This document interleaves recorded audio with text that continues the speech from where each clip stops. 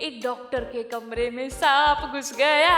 हालत खराब हो गई होगी सांप की या डॉक्टर की? ऑब्वियसली डॉक्टर की बच्चों। जानवर डर तो जाते हैं बट जानवर बोल नहीं सकते ना, तो हम तो अपनी आदमियों की फीलिंग समझ सकते हैं, इंसानों की फीलिंग समझ सकते हैं। तो एक डॉक्टर के रूम में सांप आ गए तो डॉक्टर का क्या हाल होगा, यही हमें जानना है। बोला है ना कि मैं अभी उठ के जा रहा हूँ, मैं अभी उठ के जा रहा हूँ। फर्स्ट स्टैंजा में भी बोला है, थर्ड स्टैंजा में भी बोला है। First line, I will arise and go now, क्योंकि ये दो स्टैंजास में फर्स्ट एंड थर्ड में पहली लाइन में रिपीट हो रहा है, तो इसीलिए कौन सा poetic device? Repetition. Hello and a very very warm welcome to all my dear lovely students. कैसे हो आप सब? आई होप आप अपनी तैयारी बहुत अच्छे से कर रहे हो, और क्योंकि my dear students it's high time you need to focus now. बहुत कम वक्त बच गया, exams are just round the corner and now you just have to give your best, because वक्त है कम और काम है ज्यादा, और आपको आपका प्यारा पीडब्ल्यू हमेशा बेस्ट कंटेंट डिलीवर करता ही रहता है। तो here again I am back. So बच्चों, जैसे आप अपना बेस्ट देने की कोशिश करते रहते हो हमेशा और चाहते हो कि अच्छे मार्क्स आए, तो हम भी यूं ही हमारा बेस्ट देते हुए कोशिश करते हैं कि आपको बेस्ट कंटेंट दे सके।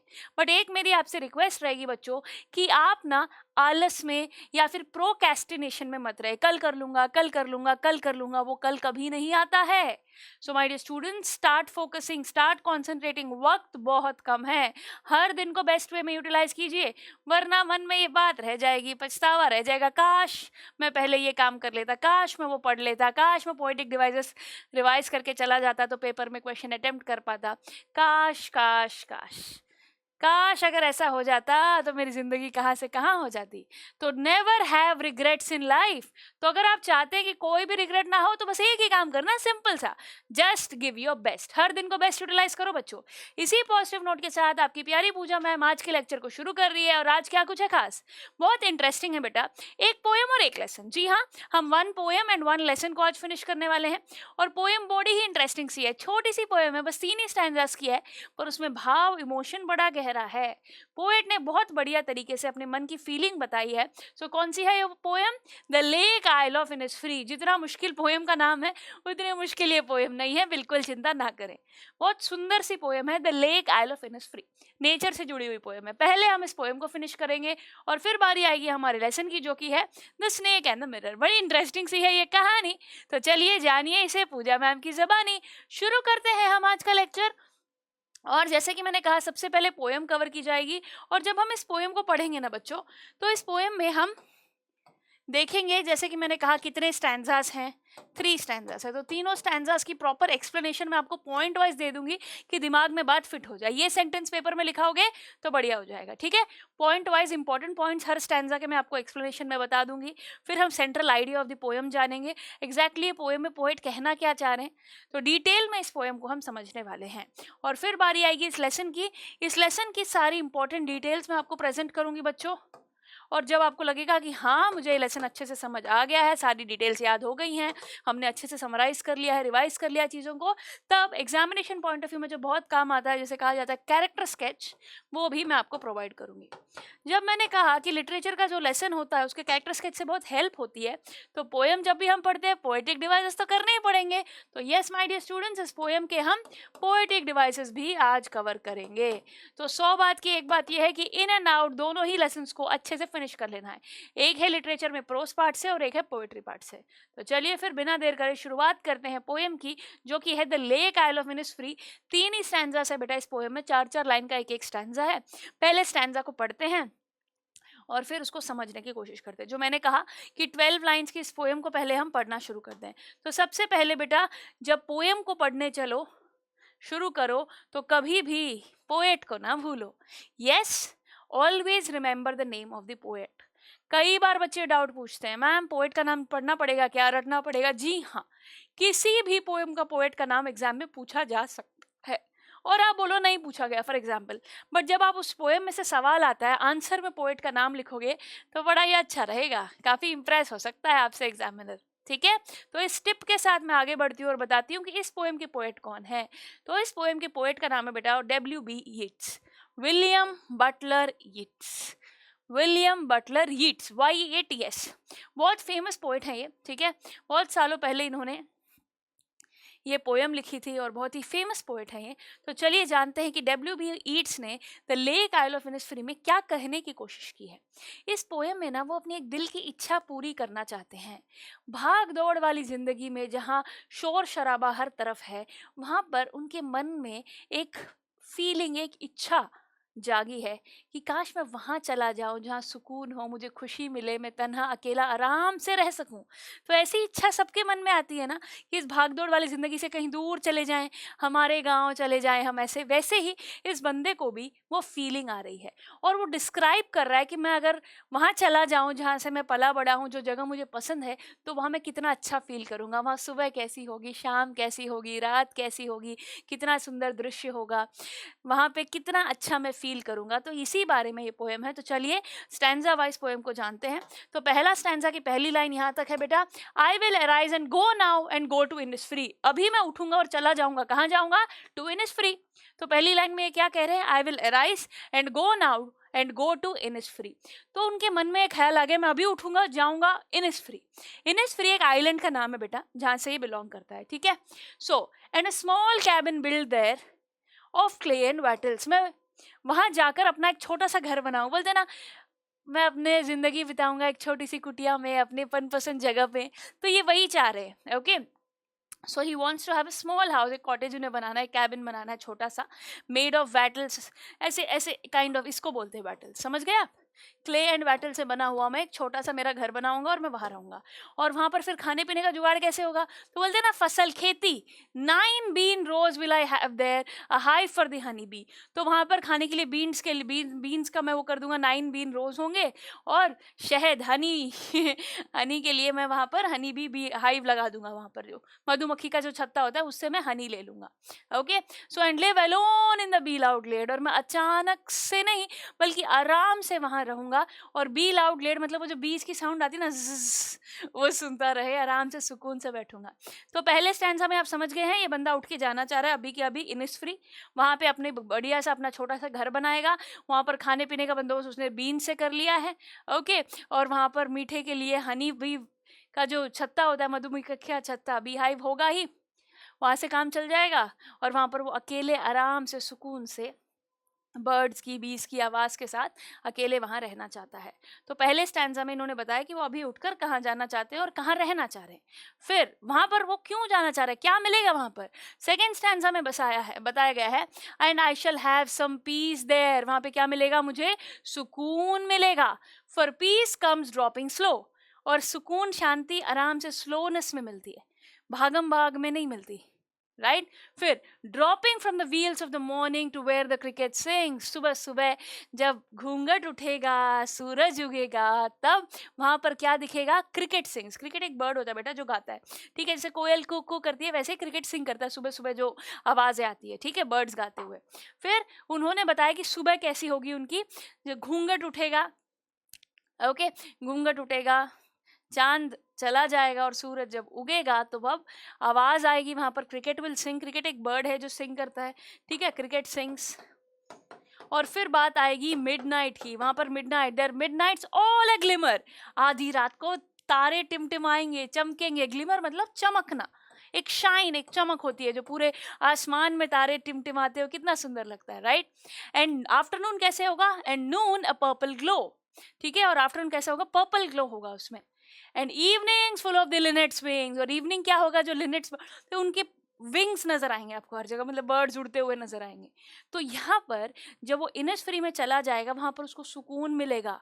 और इस स्टैंजा में उन्होंने सुबह, दोपहर, शाम, रात कैसे होगी वो बताया है। तो एक एक चीज याद रखना है। सुबह आपको क्या याद रखना है? Cricket will sing, okay. शाम को आपको क्या याद रखना है? दोपहर को क्या याद रखना है? और रात को, रात मिडनाइट विल भी, चमकती रात, ग्लिमर, ओके, शाइन होगा वहां पर।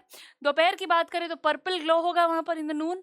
और इवनिंग्स की बात करें तो लिनेट्स विंग्स होंगे।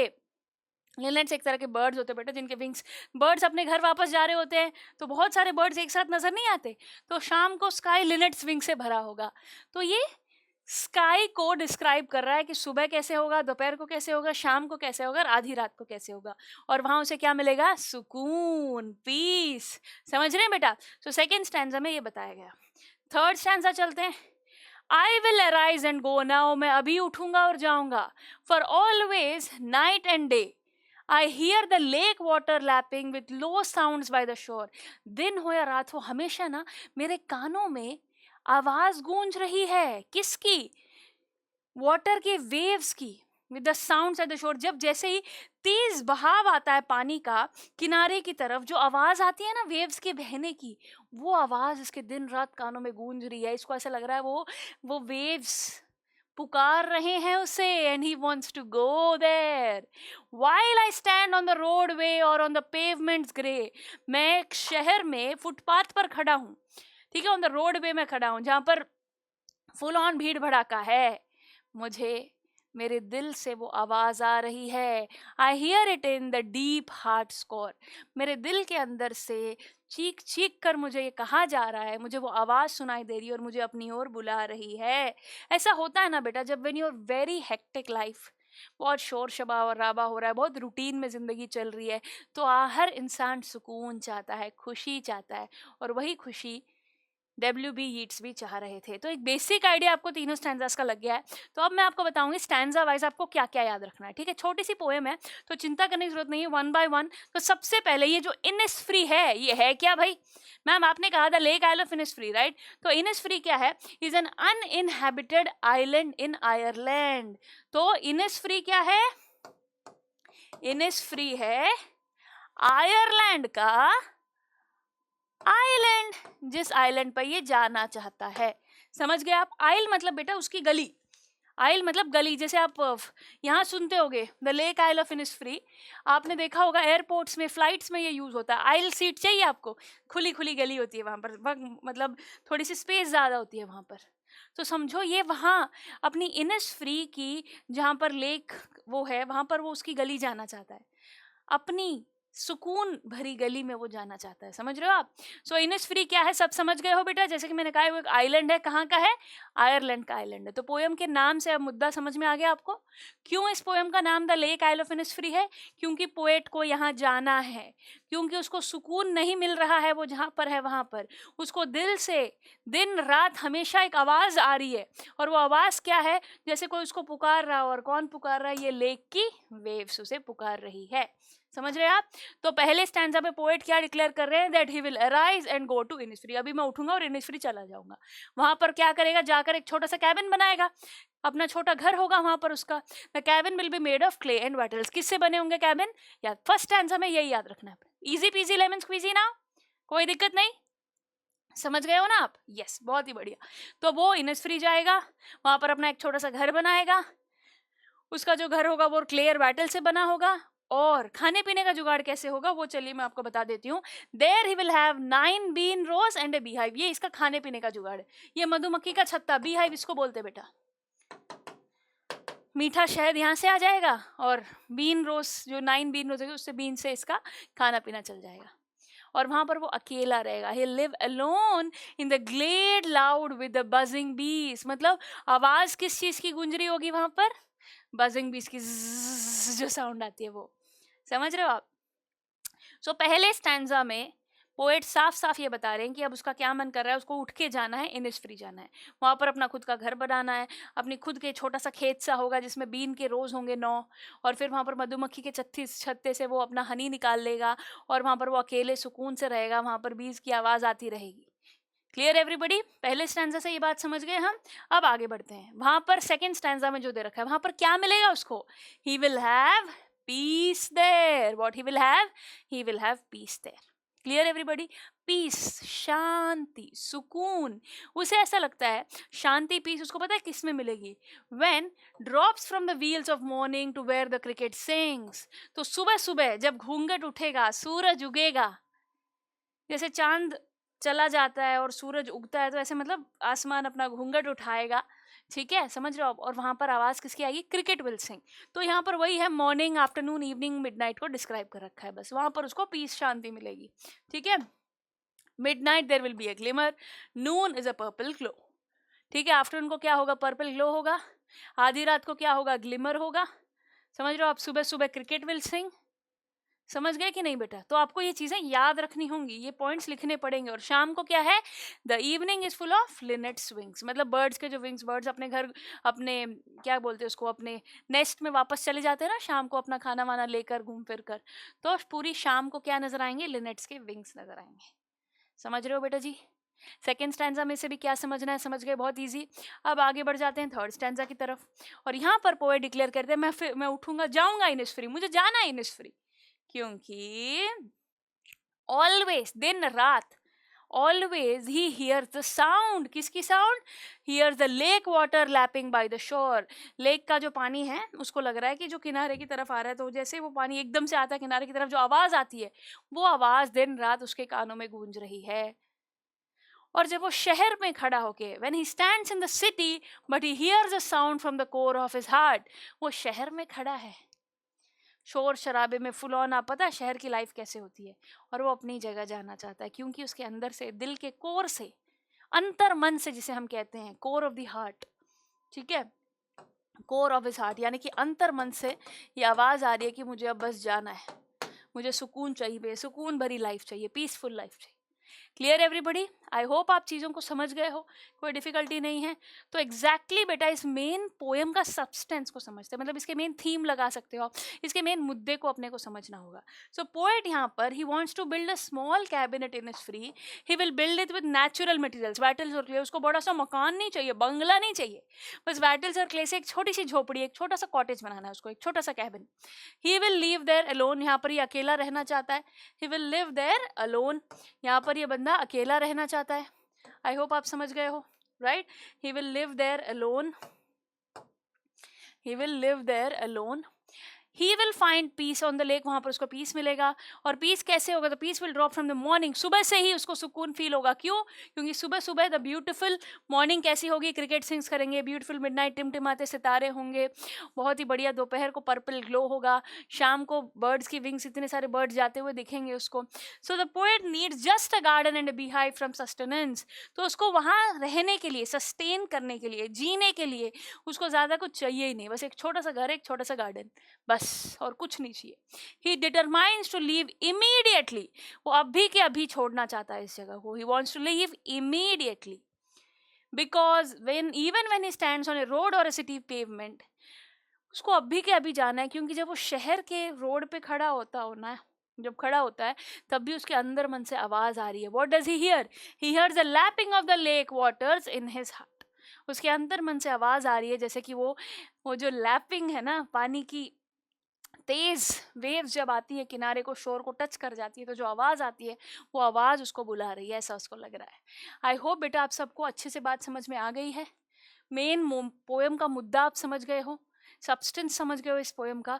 ये बंदा अपनी शहर की लाइफ में भागम भाग से, इस डेली रूटीन से काफ़ी परेशान हो चुका है, वो सुकून चाहता है, और उसे सुकून कहाँ मिलेगा, अपनी जगह इनिसफ्री में, अपने हिसाब से एक छोटे से घर में रहना चाहता है, और सुकून से वो नेचर के मज़े लेते हुए अपनी ज़िंदगी को बिताना चाहता है। समझ गए हम सब लोग? क्योंकि उसके अंतर मन से आवाज़ आ रही है और वो उसे पुकार रहे हैं लेकर। ठीक है, आई होप अब आप पोएम का एग्जैक्ट मीनिंग समझ गए, और क्यों इस पोएम का नाम the lake elephant is free है ये भी समझ गए हो। अब इस पोएम के सेंट्रल आइडिया भी आपको प्रोवाइड कर दिया जाए, ताकि एग्जाम में अगर पूछा जाए तो आप लिख सको। The poem is a longing for piece and greenery and all that is natural. यहाँ पर ना एक इच्छा है, एक डिजायर है, एक तमन्ना है, किस चीज की, सुकून से रहने की, नेचर को एंजॉय करने की, ग्रीनरी हो, सुंदर जगह हो, नेचर को चाहिए, ये नेचर से मिलना चाहता है। He is fed up of these buildings and all. समझ रहे हो आप? So the central idea of the poem is to showcase the longing one feels for some quiet and alone time after living in a crowded, congested place like a city. तो एक शहर में रह के congested, जो छोटे छोटे घर होते हैं, बड़ी बड़ी बिल्डिंग्स होती है, हर चीज़ छोटी छोटी होती है, खुल के नहीं जी पाते हैं। तो जैसे कि बहुत लोग जब अपने गांव से शहर आते हैं, तो शहर आने के बाद वो मिस करते हैं उन दिनों को, अपने गांव को। तो वही यहाँ पर बताया जा रहा है कि कैसे सुकून मिलता है वहाँ पर, राइट? सो W.B. Yeats अपनी एक फीलिंग को बता रही, he captures the longing for home and peace in this poem quite beautifully. तो बहुत ही सुंदरता से W.B. Yeats अपनी फीलिंग को बताते हैं, यहाँ पर एक्सप्रेस करते हैं कि कैसे उन्हें फील होता है अपने घर वापस जाने का, उनका मन करता है, वहाँ पर अकेले सुकून से उनका रहने का मन करता है। और देखो यहाँ पर घर, घर मैं क्यों कह रही हूँ, because it spent his childhood there in the country Sligo, तो वहीं पर इन्होंने अपना बचपन बिताया है।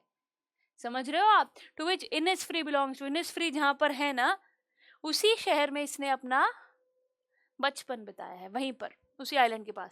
In fact one can say this poem is a reflection of Keats desire itself. तो इस पोएम में हम ये साफ साफ कह सकते हैं कि कीट की एक इच्छा है, विलियम डब्ल्यू बी यीट्स की जो इच्छा है, ओके, वो इच्छा है उनकी कि वो जाए। Okay, so at the time of its creation the poet was in a city, bustling crowded, भीड़ भाड़ वाले सिटी में ये बंदा है और वो जाना चाहता है। ओके, वो जाना, तो ये जो डब्ल्यू बी यीट्स है, ये के नहीं बेटा, ये वाई है, डब्ल्यू बी यीट्स नाम है ना उनका। Yes, so he is living in a crowded city and his inner most desire, उसके अंतर मन से, दिल की इच्छा क्या है, to go to his home and to peace came out bursting in the form of this poem. तो उसको जो सुकून, जो शांति चाहिए, जो उसकी इच्छा है, वो इस पोएम के द्वारा डब्ल्यू बी यीट्स ने बताई हमें। समझ गए सभी बच्चा लोग? आई होप ये पोएम अच्छे से, इसका भाव, इसका इमोशन आप समझ गए हैं। एक तरीके से घर वापसी है। He is fed up of this congested, भीड़ भड़ाका, दिस रूटीन शोर शराबा वाली life, and he wants to go back to the place where he belongs to, where he will find peace, जहाँ दिन का, रात का, दोपहर का, शाम का, हर वक्त का एक अलग फ्लेवर है, एक अलग मज़ा, एक अलग सुकून है। तो आई होप अब सेंट्रल आइडिया समझाने के बाद आपको बहुत अच्छे से ये पोएम दिमाग में फिट हो गई है। डब्ल्यू बी यीट्स की जो इच्छा है, जो डिज़ायर है, वो आपको समझ आ गई है। तो अब हम बात करेंगे इस पोएम के पोएटिक डिवाइसेस के बारे में। तो सबसे पहले इमेजरी, आपके आंखों के सामने इमेज बन रही है कि नहीं? एक सुंदर सा आइलैंड, सुंदर सी शाम, सुंदर सी रात, सुंदर सी सुबह, वो जो ये कह रहा है वो आप फील कर पा रहे हो। So there is a fair amount of imagery in this poem. इस पोएम में अच्छा खासा इमेजरी आपको नजर आ सकता है। अपने स्मॉल कैबिन को उसने कैसे डिस्क्राइब किया है, खाने पीने की चीज़ को, 9 rows of beans, वो साफ साफ आप आंखों के सामने इमेजिन कर पा रहे हो। Okay, that buzzing of bees, the slowly dawning sky, the peaceful cricket songs, okay, the shimmery glimmer at midnight, the purple sky in the noon, and finally the beating of the small linnet bird's wings। तो ये linnet wings, ये जो feel कराने के लिए, आपकी आंखों के आगे एक इमेज बिल्ड कराने के लिए जो ये फ्रेजेस को यूज़ किया है, तो ऑब्वियसली इस पोएम में इमेजरी तो है ही, हर स्टैंजा में है। तो इस पोएम में इमेजरी है। और बाकी बची राइम स्कीम की हम बात करें, ठीक है, तो 4 लाइन की पोएम, मतलब 4 लाइन का ईच स्टैंजा है, 3 स्टैंजास ईच है, right? So the poem is written in 3 stanzas of 4 lines each. और ऑल्टरनेट लाइन्स में आप देख पाओगे कि राइमिंग है। देखो, every couple alternate lines, their last words are rhyming with each other. तो जैसे कि पहली लाइन, फिर दूसरी लाइन में राइमिंग नहीं, फिर तीसरी लाइन राइमिंग है। तो ए बी, ओके, एक इंटरनल राइम स्कीम आपको साफ साफ नजर आती है यहाँ पर। Okay, roadway, grey, both rhyme with each other, है ना? सो आप देख पा रहे हो कि इस पोएम में बहुत ही बढ़िया राइम स्कीम भी यूज की है कि वो पढ़ते वक्त एक फील आए, एक रिदमिक टोन आए, एक गाना सा वो लगे। एंडिंग वर्ड जब राइम करते तो ऐसा ही होता है। एक बार मैं आपको स्टैंजा भी दिखा देती हूँ ताकि आपको कोई डाउट ना हो। ये रहा थर्ड स्टैंजा, डे, शोर, ग्रे, कोर। आप देख पा रहे हो साफ साफ कि यहाँ पर डे और ग्रे राइमिंग है, शोर और कोर राइमिंग है। तो A B will be the rhyme scheme. Easy peasy, समझ गए ना?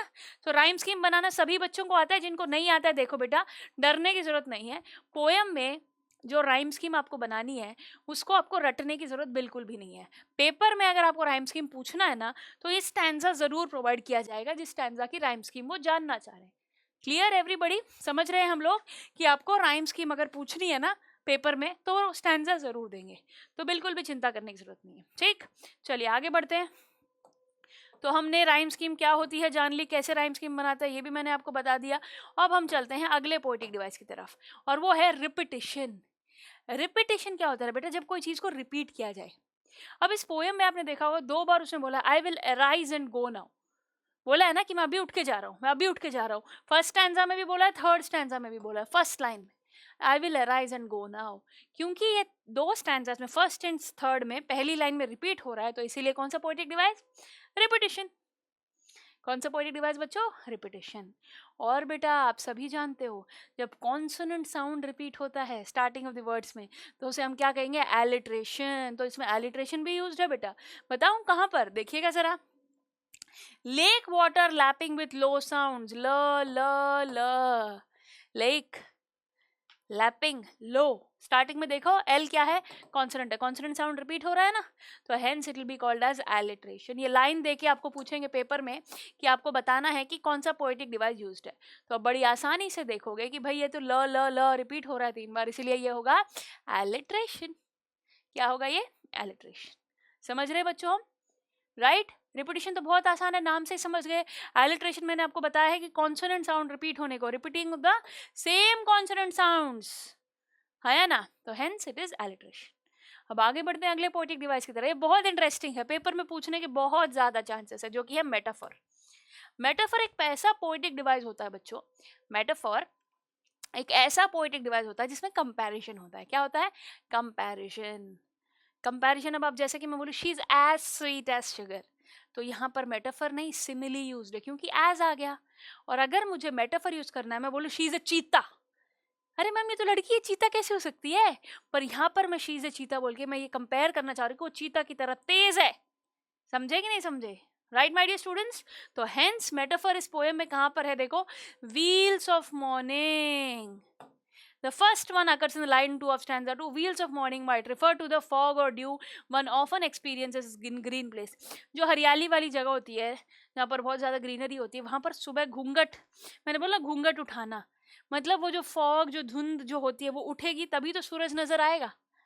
तो यहाँ पर एक बहुत बढ़िया कंपैरिजन किया हुआ है। और last lines of the poem में भी मेटाफर है। It means to say that the speaker of the poem deeply desires it, उसके अंदर मन से, कोर से वो आवाज आ रही है, इसका मतलब वो दिल की इच्छा है। समझे कि नहीं समझे? Clear everybody? No difficulty at all. तो हर पोएटिक डिवाइस को फील करना जरूरी है, समझना जरूरी है। पोएम समझ में आ गई तो आसानी से चीजें आप कर पाओगे। So I really hope that all my dear lovely lovely students you have understood this poem the lake isle of Innisfree very nicely. अब ये बड़ा सा नाम देख के आप घबराओगे नहीं। पोएट WB ईट्स उस गली में जाना चाहते हैं। आइल मतलब वो गली, कौन सी गली? वो लेक के पास इनिसफ्री में, ठीक है, जहाँ उन्हें बहुत सारा सुकून मिलेगा। तो अब वक्त आ गया है अगले लेसन का। द बी हाइव में से जो लेसन हम पढ़ने वाले हैं बी हाइव टेक्स्ट बुक में से, वो है the snake and the mirror. मजा ही आ जाएगा, मजा। स्नेक क्या होता है सभी जानते हैं, सांप। मिरर क्या होता है सभी जानते हैं, शीशा। तो सांप और शीशा, राइट, सांप और शीशा। तो मैम इस लेसन में सांप है, शीशा, कोई आदमी नहीं है क्या? हीरो वीरो नहीं है क्या? है ना, एक कुंवारा नौजवान सुंदर सा लड़का जिसकी नहीं हुई है शादी और जो सोचता है शादी के बारे में, वो है इस कहानी का मेन हीरो। बढ़िया सज धज के वो हमेशा खुश रहता है और अपनी शादी की तैयारी, मतलब you want to get married. एक कुंवारा लड़का है वो, तो उसको अपने लुक्स पे बहुत ध्यान देना है। वो ऐसे ना शीशे के सामने से देखता रहता है अपने आप को। और उसकी लाइफ में क्या होता है, वो बहुत ही बढ़िया डॉक्टर है, होम्योपैथी का डॉक्टर इस कहानी का हीरो है। तो ये मिस्टर डॉक्टर ने ऐसा क्या किया कि उसकी लाइफ में स्नेक एंड द मिरर आ गए? चलिए जानते हैं, है ना, लेट्स फाइंड आउट। स्नेक भी आया, मिरर भी आया। तो सबसे पहले मैं आपको बता दूं ये कहानी किसकी है? Story of a doctor and a snake. ये कहानी किसकी है? It's about a doctor and a snake. एक स्नेक कैसे आता है मैं बताऊंगी आपको। It had entered into the narrator's room. The narrator is a doctor. एक डॉक्टर के कमरे में सांप घुस गया। हालत खराब हो गई होगी सांप की या डॉक्टर की? ऑब्वियसली डॉक्टर की बच्चों। जानवर डर तो जाते हैं बट जानवर बोल नहीं सकते ना, तो हम तो अपनी आदमियों की फीलिंग समझ सकते हैं, इंसानों की फीलिंग समझ सकते हैं। तो एक डॉक्टर के रूम में सांप आ गए तो डॉक्टर का क्या हाल होगा, यही हमें जानना है, ठीक है। So he had just started his practice those days. इसने अपना काम शुरू ही किया है। एक अपने घर में रह रहा है, एक छोटे से घर में, ये एक सिंगल है, okay. So he is living in his house, his homeopathy की प्रैक्टिस कर रहा है, अभी अभी शुरू किया है इसने, ओके। और चलिए देखते हैं इसके घर में जब सांप घुसा तो इसका क्या हाल हुआ। Let's find out. डॉक्टर के घर में, ये है डॉक्टर हमारा, ठीक है, इसके घर में सांप दिख रहा है आपको, कहाँ इसके आंखें लटक गए, ओ गॉड बेचारे का क्या होगा, कालिया, लेट्स फाइंड आउट। मजा आने वाला है इस कहानी में। तो डॉक्टर क्या है ना, जैसे कि मैंने कहा, क्योंकि शादी नहीं हुई है, उसको अपने लुक्स पे बहुत ज्यादा, कि मतलब बहुत ज्यादा ध्यान देता है, मैं सुंदर तो लग रहा हूँ ना, मैं अच्छा तो लग रहा हूँ, ऐसे अपने आप को शीशे में बार बार देखता ही रहता है doctor. So doctor sees his face in the mirror. तो चलिए कहानी मैं शुरू करती हूँ और बताती हूँ। It was a hot summer night, गर्मी का वक्त था, रात की बात थी, बहुत ज़्यादा गर्मी थी। तो इस डॉक्टर ने क्या किया, अपना खाना वाना खा के, क्योंकि अकेला रहता था, खुद खाना नहीं बनाता था, बाहर से खाना खा के आता था। तो the doctor had his meals at the restaurant. खाना खा के ही रिटर्न होम, वापस अपने घर आ गया। तो रेंटेड हाउस था, ठीक है। और उस टाइम पे क्यों, आपको पता है ना, गर्मी के टाइम में बिजली बहुत चली जाती है। So the rented house was not electrified. तो वहां पर मतलब बिजली पानी का कोई बंदोबस्त उस वक्त पर नहीं था, उस वक्त पर नहीं था। So what did he do, kerosene lamp, उसने अपना दिया जला दिया, किरोसिन लैंप जला लिया। सो ही लाइटेड द किरोसिन लैंप। गर्मी का वक्त था, किराए का घर था, लाइट वहां थी नहीं, तो किरोसिन लैंप जला लिया इसने। और फिर उसने क्या किया, अपने कपड़े चेंज करने के लिए उसने अपना कोट उतारा। He took off his coat, doctor का कोट होता है, एंड शर्ट, अपनी शर्ट भी उतार दी। और उसने ना घर की खिड़कियां खोल दी, 2 विंडोज को खोल दिया कि भाई थोड़ी हवा है, वो बेटर फील करे, गर्मी बहुत है। तो आफ्टर सम टाइम, कुछ देर बाद, ही settled on the chair and took out a book. तो उसने क्या किया, चेयर पर बैठ गया और किताब खोल के पढ़ने लगा, किताब खोल के पढ़ने लगा। And there was a large mirror in front of the table. Table के सामने इधर यहाँ पर एक बहुत बड़ा शीशा था। There was a large mirror. तो क्या है ना कि इसके ऑब्वियसली इसको अपने आप को देखने का इतना शौक था कि बड़ा सा शीशा इसने लगा रखा था अपने टेबल के ऊपर। ठीक है, तो देखते हैं अब होगा क्या। Those days the doctor bothered much about his looks. जैसे कि मैंने कहा, कुआरा नौजवान, बाका नौजवान है ये डॉक्टर हमारे, तो अपने लुक्स के लिए बहुत ज़्यादा वो वरिड थे, है ना, बहुत मैटर करता था उनके लिए। So he therefore picked up the comb and parted his hair. उसने ना कंघी उठाई और अपने बाल वाल बनाने लग गया। Okay, so he looked at his reflection in the mirror. अपने आप को शीशे में देख के, माशाल्लाह क्या सुंदर था, ओहो आहा, ऐसे कर रहा था वो। ठीक है, फिर अचानक देखना क्या हुआ। बहुत ही उसको आदत थी अपनी एक अट्रैक्टिव स्माइल, ऐसे खुश होता था अपने आप को देखकर वो। होता ये, लड़के समझ पाएंगे आगे जाके लाइफ में ऐसा कैसे फील करते हैं। सो उस कमरे में ना बहुत सारे चूहे थे। The room had many rats and they constantly made a noise. और कमरे में चूहे होंगे तो चू चू चू चू तो करेंगे ही। तो वही हुआ, नॉइस, समझ रहे हो आप, they made a lot of noise. ये रैट्स बहुत ज़्यादा चू चू कर रहे थे। अब देखते हैं, रात का वक्त है, बैठा है ये अपने कमरे में किताब खोलकर, और फिर इसने अचानक से अपने आप को शीशे में देखा तो अपने बाल बनाने लग गया। ओके, सो रूम का क्या हाल था आपको बता दिया। लाइट नहीं थी तो उसने किरोसिन लैम्प जला रखा था, और वहाँ पर बहुत सारे चूहे थे जो हमेशा चूंचा नाटक आवाज़ करते रहते थे। अब देखते हैं क्या होगा। अचानक से उस पर आ गिरेगा एक स्नेक। देखते हैं कैसे। डॉक्टर खड़ा हुआ, he got up, he lit a bidi. आपको पता है स्मोकिंग की आदत थी इनको। ओके, सो जैसे सिगरेट होता है वैसे ही उस जमाने में बीड़ी होती थी, वो ना सिगरेट से थोड़ी सस्ती होती है, थोड़ी देसी टाइप की। सो ही लिट अ बीड़ी, उन्होंने जलाई। He paced up and down the room, तो वो जलाकर आगे पीछे घूमने लगा रूम में। ठीक है, the thought of his marriage came to him, उसके दिमाग में ख्याल आया शादी का। मैं भी दूल्हा बनूंगा, मेरी भी शादी होगी, मेरे भी बच्चे होंगे, तो मतलब वो मैरिज के थॉट में चला गया। ठीक है, ही thought of marrying a wealthy doctor. उसने सोचा मैं बता शादी किससे करूंगा, अमीर डॉक्टर से मैं शादी करूंगा। किससे शादी करूंगा, डॉक्टर है तो उसकी जो इच्छा थी, सबकी एक विश लिस्ट होती है अपने पार्टनर के प्रति, तो इनकी भी विश लिस्ट थी कि जिनसे शादी करेंगे वो एक डॉक्टर होनी चाहिए। और आगे देखो, इच्छाएं देखो डॉक्टर मियाँ की। His wife had to be fat. अरे ये पहला बंदा देखा जो ये चाहता है कि उसकी बीवी मोटी हो। अरे लोग मोटे को पतला करने के लिए पीछे पड़ जाते हैं यार, मोटी बीवी क्यों चाहिए इसको। हाँ, बड़ी अजीब सी बात है ना, जनरली सबको पतली पतली बीवी चाहिए होती। लेट्स फाइंड आउट इसको मोटी बीवी क्यों चाहिए, देखते हैं। So she won't catch him if he ran away. इसको मोटी बीवी क्यों चाहिए, समझ में आई कि अगर वो भाग गया तो उसके पीछे पकड़ के उसको भागकर पकड़ ना पाए, मोटी हो तो थक जाएगी ना जल्दी। Oh my god, what a joke.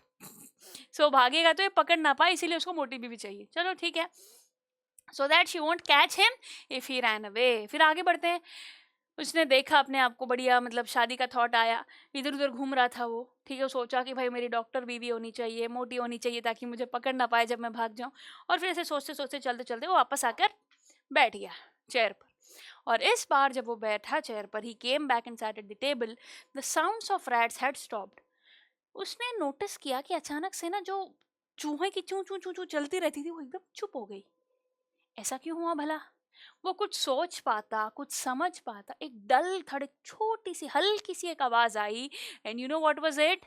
उसने जैसे ही देखा, as he turned his head, a fat snake landed over his shoulder. ऊपर से एक स्नेक आ गिरा उसकी वो डल, आपकी बॉडी पे एकदम कुछ आया तो छोटी सी हल्की सी आवाज आती है, एक फील होता है ना आपको, वही हुआ इसके पास। क्या आ गया इसके कंधे पर, इसके शोल्डर पर एक बड़ा सा मोटू सा, मोटी सी बीवी एक्सपेक्ट कर रहे थे, मोटा सा सांप आ गया। मजा ही आ जाने वाला है। अभी देखते हैं, सांप डरा देगा, देखते हैं। मैं नागिन तू है डॉक्टर, देखते हैं इस डॉक्टर का क्या हाल होता है जब सांप आ जाता है। सो that sap, I mean snake, came and fell on his shoulder. So now, before the doctor could think of anything, वो कुछ सोच पाता, समझ पाता, बचने का कोई इलाज ढूंढ पाता, उससे पहले ही उस सांप ने पूरे उसके हाथ के ऊपर कॉइल कर दिया, मतलब अपने घेरे में डाल लिया, उसको लपेट दिया उसके हाथ को पूरी तरीके से। Around his left arm about the elbow, कोहनी के पास से उसको ऐसे, लेफ्ट आर्म, सॉरी ये राइट है ना, लेफ्ट आर्म यहाँ पर उसको कॉइल कर दिया। तो इमेज में मैंने दिखाया था ना स्टार्टिंग वाली फर्स्ट ही स्लाइड में, ये देखिए यहाँ पर इसके लेफ्ट आर्म पे ऐसे स्नेक ने कॉइल कर दिया। ये हमारा डॉक्टर, ये इसने अपना इसका कोट और शर्ट उतारा था ना इसने, है ना, ये इसका केरोसिन लैंप, ये इसका केरोसिन लैंप, क्योंकि लाइट नहीं थी, समर का वक्त था इसीलिए इसने शर्ट उतार रखी है। और ये रहा इसका शीशा, इसका मिरर। तो अब इमेजिन कर पा रहे हो, अब आंखों के सामने आपके सब दिख गया है, क्लियर है सभी को। तो अब देखते हैं आगे क्या होगा। तो इसके लेफ्ट आर्म को कॉइल कर दिया है सांप ने, okay. So his hood was spread out, hood मतलब वो जो सांप का जो वो फन होता है ऐसे बाहर निकला हुआ था, जैसे अब भी डस जाऊंगा तुझे ऐसे, ठीक है। So his hood was spread out, his head was hardly 3 or 4 inches away from his face. Doctor का फेस, सांप का फेस, बस 3-4 इंच का ही फर्क था। तो किसी भी वक्त ये सांप इसको डस सकता है, और हालत खराब हो गई होगी डॉक्टर साहब की। तो अब देखते हैं आगे क्या हुआ। इस सिचुएशन में he could do nothing, I think so, कुछ भी नहीं कर सकता कोई। वो उठेगा तो वो डस जाएगा, वो बैठा रहे तो क्या हो पता नहीं। So he was very very very very scared. Now what happens, वो सोचता है मैं बचूं कैसे यार। डॉक्टर क्या सोचता है, कैसे बचूं, doctor's thoughts and escape from the snake. तो अब देखते हैं क्या होगा आगे। तो doctor sat there as if he were a piece of stone. ऐसा ही होता है जब कुत्ता पीछे पड़ जाए या फिर ऐसे कोई जानवर तो है ना, स्टैचू बन जाते हैं। तो वही किया डॉक्टर ने भी, उसके दिमाग में यही ख्याल आया, मैं हिलूंगा नहीं, ऐसे रुक जाता हूँ एक बार, वो अपने आप चला जाएगा। ऐसा होता है ना, कुत्ता अपने आप चला जाएगा, ये इसको ऐसा लगा सांप भी अपने आप ही चला जाएगा। सो बिल्कुल पत्थर, स्टोन, स्टैचू बन गया वो। अब देखते हैं आगे क्या हुआ। ही thought of only one help, the help from God. ऐसे टाइम पे कौन याद आता है, हे ऊपर वाले बचा ले मुझे, हे भगवान बचा ले मुझे, यही थॉट इसके मन में भी आता है, help from the god, okay. So भगवान से हेल्प मांगता है ये, और थैंकफुली भगवान शायद मदद भी करता है। ही द गॉड गॉट अप्रिशिएटेड, मतलब उसको इसकी जो मिन्नत थी या भगवान को याद कर रहा था, जो प्रेयर्स थी भगवान ने मानी। It seemed God appreciated that the snake turned its head and looked into the mirror. तो ऊपर वाले ने इसकी जो प्रेयर थी, इसकी जो मिन्नत थी, जो वो मांग रहा था, मिन्नतें मांग रहा था, भगवान को याद कर रहा था, ऊपर वाले ने इसकी सुन ली। और पता है स्नेक ने क्या किया, ऐसे मुंडी घुमाई और मिरर में देखने लगा। स्नेक मिरर में, शीशे में देखने लगा। उसके कमरे में इतना बड़ा शीशा जो था, तो जैसे ही शीशे में देखने लगा तो सांप को अपना जो रिफ्लेक्शन था वो पास से देखना था, अपने रिफ्लेक्शन को पास से देखना था। तो स्नेक धीरे धीरे उसकी बॉडी पर से उतर कर शीशे की तरफ चल पड़ा। तो देखिएगा जरा, the snake then unwound itself from the doctor's arm, उसके आर्म से अपने आप निकला वो। He fell into his lap, पहले उसके लैप्स पे गिरा वो, यहाँ से लैप्स पे गिरा और फिर लैप पे से उठ के वो चल पड़ा। From there it crept on to the table, वो टेबल के ऊपर चला गया। Then it move towards the mirror, शीशे की तरफ गया। Apparently it wanted to see its reflection more closely. तो सांप क्या चाह रहा था, अपना जो रिफ्लेक्शन है शीशे में वो पास से देखना चाह रहा था। और फिर मिल गया डॉक्टर को मौका। सांप जैसे ही अपने आप को शीशे में देखने गया, सांप को भी अपने आप को शीशे में देखने का शौक है, देखो भला। So this doctor got the opportunity, this was the doctors opportunity. Very slowly he got up from the chair, धीरे से वो चेयर पे से उठा। सांप अपने आप को देख रहा है, ये धीरे से उठा गया और भाग गया, यहाँ से घर से भाग गया। He ran out of the house in no moment, वक्त ही नहीं लगा उसको घर से निकलने के लिए। तो भाग गया वो, और भाग के जाएगा कहाँ, किसी दोस्त के घर ही जाएगा। तो डॉक्टर किसी और के घर चला गया। ही रीच्ड अ फ्रेंड्स हाउस, दोस्त के घर रुके, वहां उसने वक्त बिताया। रात का वक्त था तो रात उसने वहीं बिताई। और सुबह सुबह कुछ लोगों को लेकर आए, अपने दोस्त को लेकर आए, 2-3 आदमियों को लेकर आए, मेरे घर में सांप है, आओ आओ ऐसे। तुम एक बात बताओ, रात का समय है, घर खुला छोड़कर अगर घर का मालिक गायब है तो क्या होगा? चोर चोर चोर। जी हाँ, जब वो वापस आया तो वहां सांप भी नहीं मिला और उसके सामान भी नहीं मिला, चोर चोरी करके भाग गया। तो इसका भी डर था कि भाई यहाँ पर सांप आ सकता है, तो इसने भी अपना बोरिया बिस्तरा बांध के शिफ्ट करने का सोचा, पर क्या ही ले जाता, मोटा मोटी सारा सामान चोर ले गया था। कितने बजे की बात थी, अगले दिन जब वो गया, he came back to his house only next morning. It was about 8:30. He had with him his friend and 1 or 2 others. एक दो लोग और थे उसके साथ. They had to move his things from there. उसकी चीजें उसको हटानी थी, शिफ्ट करना था उसको घर. However, they had little to carry. कुछ ज्यादा सामान नहीं था शिफ्ट करने के लिए, कि वो एक दो बंदे लाया था सामान ले जाने के लिए, ज्यादा सामान था ही नहीं. Some thief had taken away most of his things. कोई चोर सारा सामान ले गया. There was no sign of the snake also. ना वहाँ सांप था और ना इसका ज्यादा सामान था, क्योंकि चोर उठाकर रफू चक्कर हो गया। जी हाँ, इस कहानी से हमें ये समझ में आता है कि भाई डर डर डर, तो डर की वजह से, पर भगवान ने इसका साथ दिया, थैंक गॉड। ये तो नहीं मरा, इसकी अब शादी तो हो जाएगी मिस्टर डॉक्टर की, होम्योपैथी का जो ये डॉक्टर है। ओके, सांप से बच गया, ये नुकसान इसका जरूर हुआ, बट फिर भी जान बची तो लाखों पाए, है ना। So finally his life is saved. तो इस प्रकार से कहानी हो जाती है खत्म। अब इस कहानी में जो मेन कैरेक्टर हैं, जैसे कि मैंने कहा डॉक्टर, तो उनका कैरेक्टर स्केच जान लेते हैं, ताकि एग्जामिनेशन में आंसर लिखने में किसी प्रकार की कोई भी आपको दिक्कत, कोई आपत्ति, कोई डिफिकल्टी ना आए, राइट। तो doctor is the main character of the story. Clear everybody? वो करते क्या है? He practises homeopath and he is obsessed with his own looks. अपने आप को मैं हीरो लगता हूँ, मैं कितना सुंदर हूँ, मैं शादी करूंगा, ऐसे अपने आप को बहुत ज्यादा ही obsessed with his own looks. होते हैं ना कुछ लोग अपने ऊपर ही फिदा होते हैं ऐसे। So he is also proud of the fact that he is a doctor. मैं डॉक्टर हूँ, मेरे को बीवी भी डॉक्टर चाहिए, ऐसे वो प्राउड था अपने आप को लेकर। और he appears to be a man full of vanity as we see him looking in the mirror and admiring his own looks. वो बिल्कुल एक तरीके से थोड़ा सा पागल कह सकते हो आप, अपने आप को देखते रहता है, अपनी लाइफ के बारे में सोचता रहता है, right. So but like any normal man he scared of snakes. किसी भी आदमी को स्नेक से डर लगेगा यार, तो इस आदमी को हम गलत नहीं बोल सकते। एक कुंवारा लड़का है, शादी की उम्र हो गई है, तो this is common. So negative नहीं बोल सकते इस चीज में हम, ठीक है।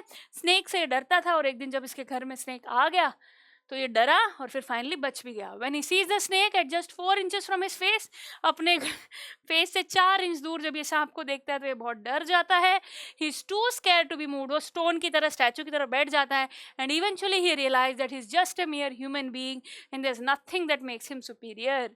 अपने आप को कितना ही बड़ा आदमी क्यों ना समझ लो, अपने आप को कितना ही बड़ा आदमी क्यों ना समझ लो, बोलती बंद हो जाती है ना।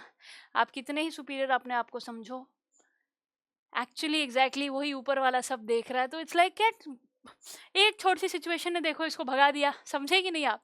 तो he is not that superior. जितना अपने आप को आप सीरियसली लेते हो उतने होते नहीं है। अब मैं बहुत अच्छी, मैं बहुत अच्छी, अरे इस दुनिया में इतने लोग हैं, मेरे लिए मैं अपने बारे में सोचती रहती हूँ, बट दुनिया के लिए मैं सब कुछ नहीं हूँ ना, राइट माय डियर स्टूडेंट्स। सो अपने आप को बहुत ज़्यादा सीरियसली नहीं लेते। ऐसा होता है बेटा, जब आप बहुत सक्सेसफुल हो जाते हो ना, घमंड सर पे चढ़ जाता है, सब मुझे ही देख रहे हैं, मैं ही सबसे अच्छा हूँ, मेरी चलेगी यहाँ पे, तो मैं जो बोलूँगा वही होना चाहिए, कौन है तू। ऐसे एटीट्यूड में रहोगे तो भगवान किसी ना किसी तरह तुम्हें अपनी औकात दिखा ही देगा। तो इसीलिए तो कहते हैं बी हम्बल। सचिन तेंदुलकर सिर्फ खेलने से नहीं बना। जब भी उससे कोई बात करे, छोटा बड़ा अमीर गरीब, वो हम ह्यूमिलिटी से बात करता है, बहुत हम्बल इंसान है। अरे आप गॉड, अरे नहीं नहीं नहीं, मैं भी प्लेयर हूँ, तुम भी प्लेयर हो, समझ रहे हो। तो एक ह्यूमिलिटी होनी चाहिए। अपने आप को सबसे ऊपर समझना सबसे बड़ी गलती है। इस दुनिया में तुम अकेले नहीं हो जनाब, ये बात हमेशा याद रखना। एंड इससे हमें काफ़ी अच्छा एक सबक सीखने को मिलता है। Don't take yourself too seriously. अपने पीछे ऑब्सेसिव होना ठीक नहीं है, सिर्फ अपने बारे में सोचना ठीक नहीं है। इस दुनिया में और भी लोग हैं, और आप अपने बारे में सोचे तो भी ऐसे नुकसान ना करो, ठीक है। लाइफ में और इंपॉर्टेंट चीज़ें हैं करने को, वो भी करना ज़रूरी है। So I hope with this lesson you have understood and you have got the lesson. जो सबक सिखाने की यहाँ कोशिश की जा रही थी, वो सबक आपने सीख लिया होगा। तो बढ़िया तरीके से हमने the snake and the mirror को फिनिश किया है। अभी lake isle of the mystery तो हम फिनिश कर ही चुके हैं। तो आई होप दोनों ही पार्ट्स जो मैंने आज आपको दोनों ही पार्ट्स जो पढ़ाए हैं वो समझ आ गए होंगे। तो मेरी आप सभी से रिक्वेस्ट है बेटा, प्रैक्टिस शीट प्रोवाइड की जाएगी। कैरेक्टर स्केच बहुत मदद करेगा आपके क्वेश्चन आंसरिंग में। सो प्रैक्टिस शीट को ज़रूर सॉल्व कर कर लीजिएगा। एंड मेरी रिक्वेस्ट है, अब बच्चों को कई बार क्वेश्चन से डर लग रहा है, मैम हम क्वेश्चंस को कैसे आंसर करें, कॉम्पिटिटिव क्वेश्चंस आते हैं, मतलब सब पढ़ने के बाद में भी हम लिख नहीं पा रहे हैं। सो बेटा आई होप आप अभी उस स्टेज पे पहुंच गए अपनी लाइफ के, आप ओन वर्ड्स में लिख सको। मैं आपको कहानी अच्छे से समझा के जा रही हूँ और बढ़िया वोकैबुलरी प्रेजेंट करके जा रही हूँ, अच्छे वर्ड्स बता रही हूँ, कैरेक्टर स्केच दे रही हूँ ताकि आप समझ सको। अब करना क्या है, क्वेश्चन को पढ़ना है और समझना है। 2 बार 3 बार पढ़ो कि पूछ क्या रहा है, और फिर अपने ओन वर्ड्स में जो आपको पता है उसको आपको प्रेजेंट करना है। हाँ, कहानियों में आपको डिटेल्स पता होनी चाहिए, पोएम्स में आपको पोएटिक डिवाइसेस पता होने चाहिए, डिफिकल्ट वर्ड्स के मीनिंग्स पता होने चाहिए, एक बेसिक अंडरस्टैंडिंग होनी चाहिए। तो आपको ना बहुत ज़्यादा डरना नहीं है, ओन वर्ड्स में अपनी बात को प्रेजेंट करना है। और आपको डर है कि मेरा सही है कि नहीं, आप पढ़ के देखो, जो आपने सोचा वही आपने लिखा कि नहीं। और अगर बिल्कुल भी नहीं हो पा रहा है तो मेरी आपसे रिक्वेस्ट रहेगी, जो क्वेश्चंस आपको प्रोवाइड किए जाएंगे उनके आंसर्स है ना, उनको पढ़ो। 1 बार पढ़ो, 2 बार पढ़ो, 3 बार पढ़ो, फिर खुद से लिख के देखो तुमसे लिखा जा रहा है कि नहीं।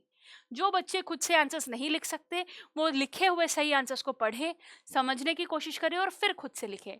और जो खुद से लिख सकते हैं बहुत बढ़िया, अपने ओन वर्ड्स में लिखें और चेक करें कि जो आपने सोचा वही लिखा कि नहीं, कुछ मिस तो नहीं कर दिया। Always make this habit if you want to score well. Once you write your answer please read it thoroughly so that आप कॉन्फिडेंट फील करो, हाँ जो मैंने सोचा मैंने वही लिखा। तो आई होप ये टिप आपके बहुत ज़्यादा काम आएगी, आपको फॉलो करना है। हाँ मेरे प्यारे बच्चों, क्लास 9th का एग्जाम नज़दीक है, अपनी सारी गलतियों को अभी सुधार लो, क्योंकि पेपर में जब गलती होगी और नंबर कटेंगे तो बहुत बुरा लगता, अरे ये तो मुझे पता था, अरे ये तो मेरी मैम ने बताया था, अरे मैंने सुना था पर मैंने लिख के नहीं देखा, इस वजह से पेपर में नहीं लिख पाया। सो ऑलवेज रिमेंबर, पढ़ने के नंबर ना मिलते, लिखने के नंबर मिलते हैं। तो पेपर घुमाने से पढ़ पढ़ के पोथियां नहीं पढ़नी है। अगर तुम्हें लगता है कि हाँ तुम्हें लेसन समझ आ गया है तो उसकी क्वेश्चन प्रैक्टिस करो, खुद से समरी लिख कर देखो, डिफिकल्ट वर्ड्स को याद करो ताकि बात बन जाए। लिखने की प्रैक्टिस बहुत ज़रूरी है। पूरे साल बच्चे पढ़ते रहते हैं और पेपर में प्रेशर में ये चीज़ें याद नहीं आती है। इसीलिए नहीं आती है क्योंकि पढ़ा था लिखा थोड़ी था। अगर तुम एक चीज़ को 2-3 बार पहले लिख के रखोगे तो क्या चौथी बार पेपर में आराम से नहीं लिख पाओगे। हाँ, पेपर में पहली बार लिख रहे हो तो गलत हो सकता है मामला। सो आई होप ये बात अब आपको अच्छे से समझ आ गई है एंड आप अपनी प्यारी पूजा मैम की बात ज़रूर मानेंगे, है ना। मान जाओ, नंबर अच्छे आ जाएंगे, वरना गड़बड़ हो जाएगी। 10वीं में बोर्ड एग्जाम है, प्रेशर रहेगा। 9th में नंबर ज़्यादा आएगा तो कॉन्फिडेंटली 10th में एंटर करोगे। 9th में नंबर कम आएंगे तो ऐसे मुंडी झुका के, वो ना मैं ना नहीं हो पाया, मैं डर गया। तो पूरे 10वीं तक आपको ना, जब तक अच्छा अपने आप को प्रूव नहीं करोगे लो फील करते रहोगे। पर अगर 9th में बाजी मार ली तो पूरा 10th कॉन्फिडेंटली जाएगा, हाँ मैं 9th में कर सकता हूँ तो 10th में भी कर सकता हूँ। 9th में सिलेबस ज़्यादा था, मैंने तब कर दिखाया तो 10वीं में भी कर दिखाऊंगा। तो एक कॉन्फिडेंस रहता है। सो अब आप समझ गए कि क्यों मैं चाहती हूँ आप अपना बेस्ट दें, ताकि 10th में कॉन्फिडेंटली कदम रख सके। तो अभी के लिए आपकी प्यारी पूजा मैम जाना चाहेगी, मिलेंगे अगली क्लास में। So this is your Puja ma'am signing off, take care, love you, bye bye, ध्यान रखिएगा और अच्छे से पढ़ाई कर लेना, सी यू।